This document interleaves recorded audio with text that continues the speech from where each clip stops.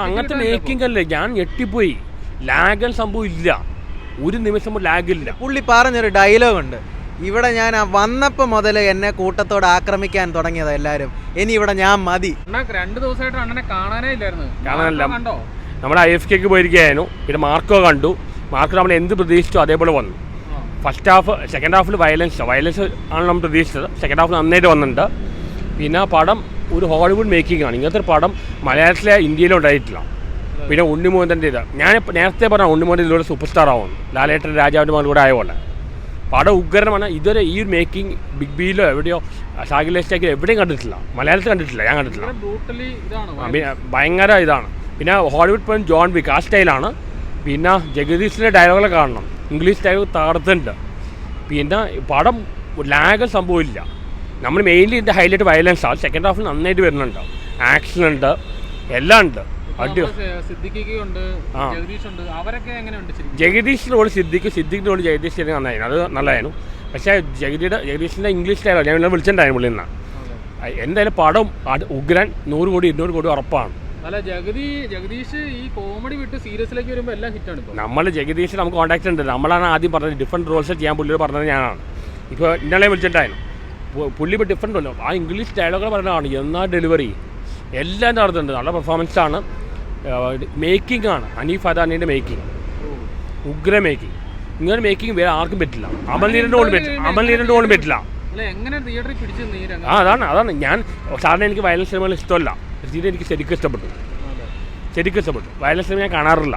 പക്ഷെ ഞാൻ വെറുതെ പടം ഹൈപ്പ് കണ്ടു പോയി കണ്ടതാണ്. പക്ഷേ എനിക്ക് ഇഷ്ടപ്പെട്ടു. ഉഗ്രം മൂവി.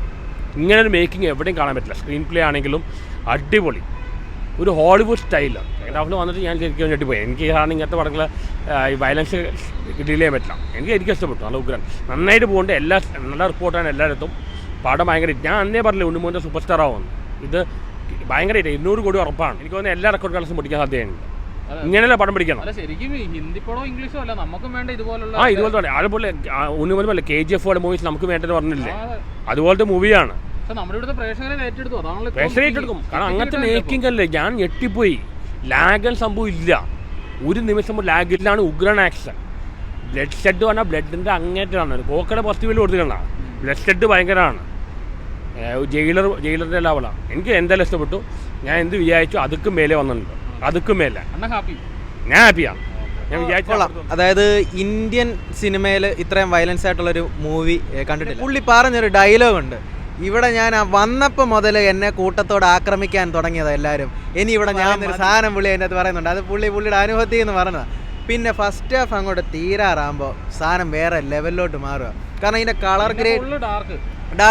ഗ്രേഡിങ് എന്ന് പറഞ്ഞാൽ ഹോളിവുഡ് സാധനം ചെയ്തു വെച്ചേക്കുന്നത്. നമ്മളെ ഈ ബോഗൻവില്ലയിലെ പാട്ടില്ലേ, അതിൻ്റെ ഒരു ടോണ് പിടിച്ചിട്ടുണ്ട്. ചില സീനുകളിൽ അതിൻ്റെ ഒരു ടോൺ പിടിച്ചിട്ടുണ്ട്. പിന്നെ കഥ വരുമ്പോൾ ചിലവർ പറഞ്ഞു ലിയോ പോലൊക്കെ ഉണ്ടെന്നൊക്കെ പറഞ്ഞു. പക്ഷെ ലിയോ അല്ല, ശരിക്കും പറഞ്ഞാൽ ഡെത്ത് വിഷൻ എന്ന് പറഞ്ഞിട്ട് ഒരു മൂവിയുണ്ട്. ആ ഡെത്ത് വിഷന് ശേഷമാണ് ജോൺ വിക്ക് പോലും ഡെത്ത് വിഷിൽ നിന്ന് വന്നൊരു മൂവിയാണ്. പലരും ഡെത്ത് വിഷ് മൂവി കണ്ടിട്ടില്ല. അതിൻ്റെ സെക്കൻഡ് പാർട്ടിൻ്റെ അകത്ത് ഇതേപോലത്തെ ഒരു ഫാമിലി ആയിട്ട് വരുന്നൊരു സംഭവം ചെയ്തു വെച്ചേക്കുന്നത്. അതിനുശേഷമാണ് ജോൺ വിക്ക് വരുന്നത്. പക്ഷേ കഥയൊന്നും നമുക്ക് നോക്കണ്ട, സാധനം ഗംഭീരമായിട്ട് ഫസ്റ്റ് ഹാഫ് ഞാൻ പറഞ്ഞത് ചെറിയൊരു പ്രശ്നം പോലെ ഗംഭീരമായിട്ട് ചെയ്തു വെച്ചിട്ടുണ്ട്. പിന്നെ ഇന്ത്യയിലേക്ക് ഏറ്റവും വയലൻസ് മൂവി എന്ന് ഞാൻ പറയത്തുള്ളൂ. ഏറ്റവും കൂടുതൽ കയ്യടി കൊടുക്കേണ്ടത് അതിൻ്റെ അകത്ത് സ്പെഷ്യൽ എഫക്ട്സ് ചെയ്ത ആൾക്ക് കൊടുക്കണം, ക്യാമറമാന് കൊടുക്കണം, എഡിറ്റർക്ക് കൊടുക്കണം. പിന്നെ ഇതിൻ്റെ അകത്ത് മേക്കപ്പാണ് ഹൈലൈറ്റ്. സാധനം തന്നെ മേക്കപ്പിലാണ്. അത് ഈ വലിച്ചൊക്കെ കീറുന്ന വെക്കുന്ന വിരൽ ഇവിടുന്ന് ഇങ്ങനെ ഓടിച്ചു വിടുന്നതൊക്കെ അത് കറക്റ്റ് മേക്കപ്പ് ചെയ്യുന്ന ആളെ കഴിവുണ്ടത്. പലരും ഉണ്ണിമൂന്തൻ്റെ അഭിനയവും കാര്യങ്ങളും ഏറ്റു പറയുമ്പോൾ ഇതിൻ്റെ പിന്നി പ്രവർത്തിച്ച ആൾക്കാരെ കുറിച്ച് പറയുന്നില്ല. അപ്പം ആ മേക്കപ്പ് ചെയ്ത ആൾക്ക് അതിനൊപ്പം തന്നെ എഫക്ട്സ് ചെയ്ത അതാണ് നമ്മൾ പേടിക്കാൻ കാരണം. ആ ഒരു മേക്കപ്പിൻ്റെ ഇതും ആ സൗണ്ട് എഫക്റ്റ്, ആ ഒടിന്നൊക്കെ സൗണ്ട് കേൾക്കുമ്പോഴാണ് നമുക്ക് ഏറ്റവും കൂടുതൽ ഇറിറ്റേറ്റ് ആവുന്നത്. അതൊക്കെ ഗംഭീരമായിട്ട് ചെയ്തിട്ടുണ്ട്. പിന്നെ ക്ലൈമാക്സ് എല്ലാവരും പറഞ്ഞ ടെയിലൻ്റ് എന്തോ, ഞാൻ അണ്ണനോട് പറഞ്ഞു അണ്ണാ പോലെ എന്ന് പറഞ്ഞു. ടെയിലൻ്റ് എന്തോ ഒരു സംഭവം ഉണ്ടെന്ന് വിചാരിച്ചു, ആർട്ടിസ്റ്റ് ഉണ്ടാകുമെന്ന് വിചാരിച്ചു. പക്ഷെ അത് കാണിച്ചിട്ടില്ല. അത് സെക്കൻഡ് പാർട്ട് ഉണ്ടാകുമെന്ന് വിചാരിക്കുന്നു. ഇനിയുള്ള തുടർക്കഥ, ഇനി ആ കുട്ടിയെ രക്ഷിക്കാനുള്ള ജോൺ വിക്ക് ആണെങ്കിലും ഡെത്ത് വിഷ് ആണെങ്കിൽ ഇങ്ങനെ കണ്ടിന്യൂറ്റി ആയിട്ട് ഇങ്ങനെ കൊലപാതകം ചെയ്യുക, അതേപോലെ ഒരു സംഭവം ഉണ്ണിമുന്ത നന്നായിട്ട് ചെയ്തിട്ടുണ്ട്. കാരണം എനിക്ക് വയലൻസ് മൂവി ഭയങ്കര ഇഷ്ടമാണ്. എനിക്കൊരു വയലൻസ് മൂവി ചെയ്യണമെന്ന് ഭയങ്കര ആഗ്രഹമുണ്ട്. എനിക്ക് തോന്നുന്നു ഏറ്റവും കൂടുതൽ വയലൻസായിട്ട് കുറേ മൂവിയുണ്ട്. പോളറുണ്ട്, ടെറിഫയർ ഉണ്ട്. അതൊക്കെ അങ്ങനെ ഇംഗ്ലീഷ് കുറേ ആൾക്കാർ കണ്ട കുറച്ച് മൂവിയുണ്ട്. പക്ഷേ ഇന്ത്യയിലേക്കും ഞാൻ ഇതുപോലൊരു സാധനം ഞാൻ കണ്ടിട്ടില്ല. അടിപൊളി എന്ന് പറഞ്ഞാൽ അമ്മാതിരി സാധനം. സെക്കൻഡ് ഹാഫ് എന്ന് പറഞ്ഞാൽ ഇരിക്കത്തില്ലെന്ന്, അവസാനം 30 മിനിറ്റ് അതുപോലെ. സിദ്ദിഖിൻ്റെ റോളെന്ന് പറഞ്ഞാൽ ഗംഭീരം. അയാൾ ആ ഒരു ലാസ്റ്റ് സമയത്ത് പുള്ളി ഇങ്ങനെ തോക്കൊക്കെ കറക്കിയിട്ടൊരു സംഭവം കാണിക്കുന്നുണ്ട്, അടിപൊളിയായിട്ടും. ലാസ്റ്റ് എൻ്റെ കുളിര് കോരിപ്പോയൊരു സാധനമുണ്ട്, മറ്റേ മരണം വരും ഒരു നാൾ, അത് ഗംഭീരമായിട്ടുണ്ട്. അതുകൂടെ കേട്ടപ്പോൾ നമ്മളെ രോമം ഇങ്ങനെ പൊങ്ങിപ്പോയി. ആ പാട്ടുകൂടെ സൂപ്പർ, അടിപൊളി സംഭവം.